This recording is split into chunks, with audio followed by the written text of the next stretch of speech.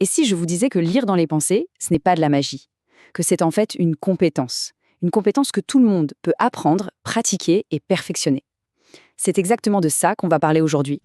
Alors oui, je sais, cette citation de Patrick King, elle est un peu provoque. Obtenir ce que l'on veut. Ça sonne un peu manipulateur, non? Mais attention, il ne faut pas s'arrêter à ça. Le vrai but, ce n'est pas du tout le contrôle. C'est quelque chose de bien plus riche en fait. On parle de créer du lien, de développer de la compassion et surtout de communiquer de manière bien plus authentique. Bon, voilà le programme. On va d'abord poser les bases, les grands principes, et puis on enchaînera avec des outils très concrets pour mieux décoder les autres et le monde qui nous entoure. Première section, et c'est le point de départ, il faut se mettre en tête que ce n'est pas un don du ciel. Non, c'est une vraie compétence, un outil pratique qui peut littéralement changer la donne dans nos relations, que ce soit au bureau ou en famille. Et concrètement, à quoi ça sert? Eh bien, les bénéfices sont énormes. Imaginez pouvoir désamorcer un conflit avec un collègue avant même qu'il n'explose, ou devenir un meilleur parent simplement en comprenant ce qu'un enfant ne dit pas avec des mots. Ça aide aussi à se protéger de la manipulation, bien sûr. C'est un savoir-faire qui a un impact partout, vraiment partout. Maintenant, attention, on aborde la règle numéro 1, la plus importante de toutes, le contexte. Le plus grand danger quand on essaie de lire quelqu'un, c'est de tomber dans notre propre piège. Ce piège, c'est le biais de perception. C'est cette petite voix qui nous dit « Je sais déjà, mon premier jugement est le bon ». Et c'est là que tout peut déraper. Regardez cet exemple, il est parfait.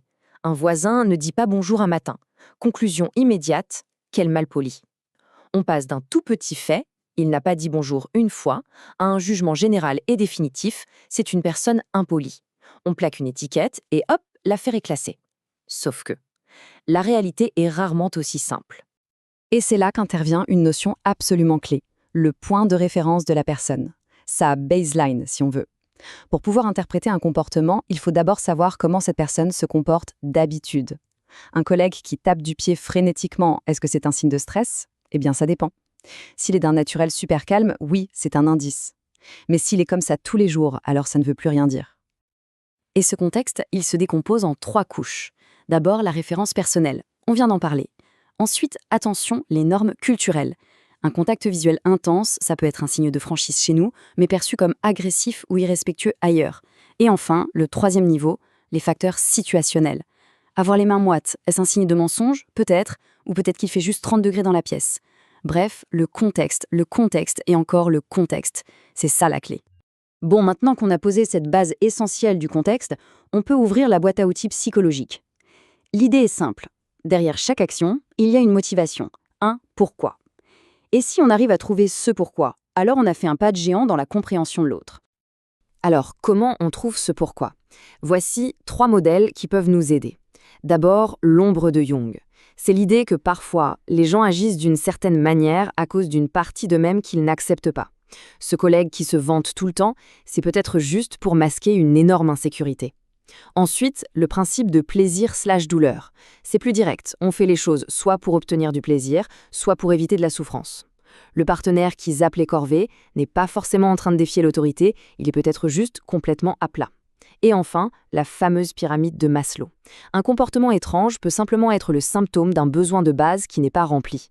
Un manager qui contrôle tout dans les moindres détails, il a peut-être simplement peur de perdre son job.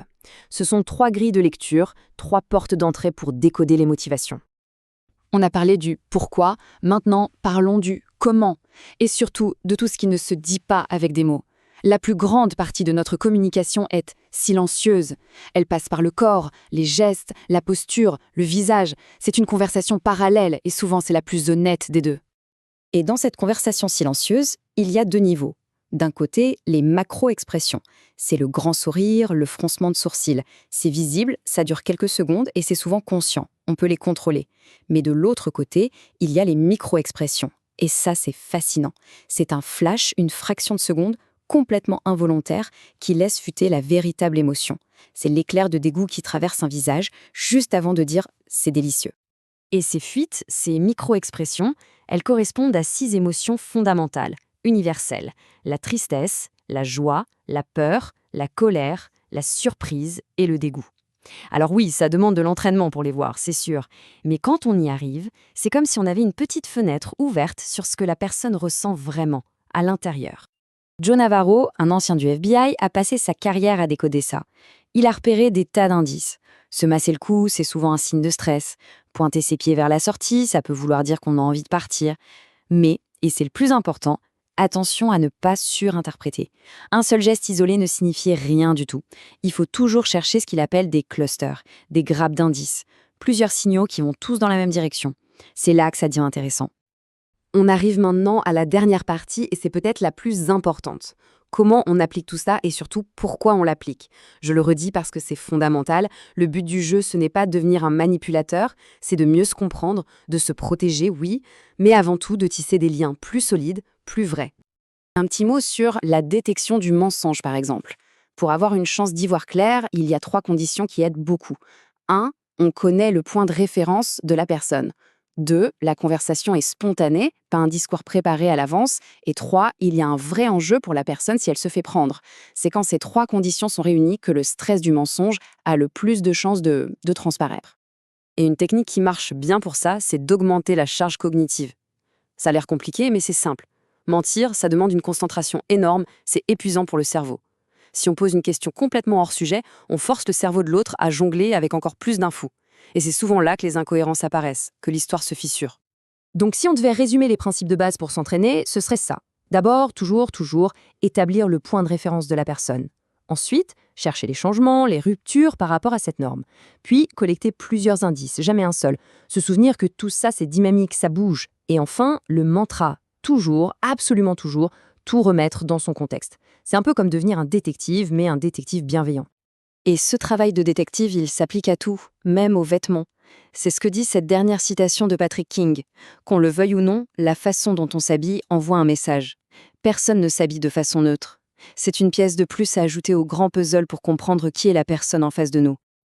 Et on va terminer là-dessus avec cette question qui ouvre la réflexion. Parce qu'au final, au-delà de toutes les techniques, ce qui compte, c'est l'intention. Utiliser ces outils, ce n'est pas juste analyser, c'est faire un effort sincère pour se connecter, pour entrer dans le monde de l'autre. La vraie question, c'est donc, le monde de qui va-t-on essayer de comprendre en premier ?